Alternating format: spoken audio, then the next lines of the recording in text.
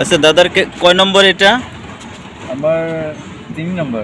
3 নম্বর। আগে মানে আপনার আসলে এই চুল এরকমই ছিল না এই অন্য চুলি মানে আছিলে, চুলি পৰি আছিলে, পৰাটো বন্ধ হ'ল 1 নম্বৰ।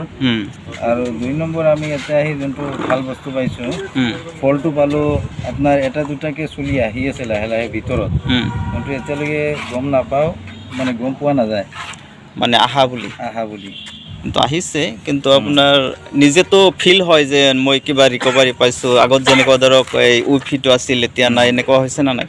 উফি লাহে লাহে কমি আছে। তেতিয়াহ'লে আপোনাৰ চুলিও আহিব নিশ্চয়। চুলি নিশ্চয় আহিব, টাইম লাগিব। দাদা যেনেকৈ কৈছে ফ'ল' কৰি আছোঁ, চাওঁ। এইবাৰ দি আপোনাৰ 3বাৰ হ'ল না? 3বাৰ হ'ল। আপোনাৰ কি অনুভৱ হয় চুলি আহিব নাহিব? আহিব লাগে নিশ্চয়, ইমান মেহনত কৰি আছে দাদাই মানুহৰ কাৰণে, চ' আহিব লাগে। দাদাৰটো বাদ দিয়ক, আপোনাৰ নিজৰ অনুভৱ হৈছে না নাই চুলি আহিব বুলি? নিজৰ অনুভৱ হৈছে, কাৰণ আমাৰ হেয়াৰ ফলটো লাহে লাহে মানে বন্ধ হ'ল, মানে পৰাটো বন্ধ হ'ল, আহাটো বেলেগ কথা, আহিব লাহে লাহে।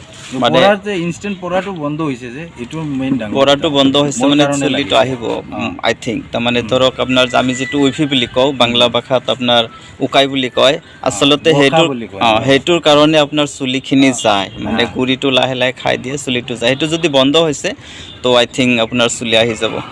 তো লাষ্ট আপুনি ক'ৰ পৰা আহিছিলে? আমি শিলচৰৰ পৰা আহিছোঁ। শিলচৰ। তো দাদা বহুত দূৰে থেকে আসছিল, শিলচৰ এখান থেকে প্ৰায় 600 কিলোমিটাৰ মতো হবো না? ঠিক আছে, ধন্যবাদ।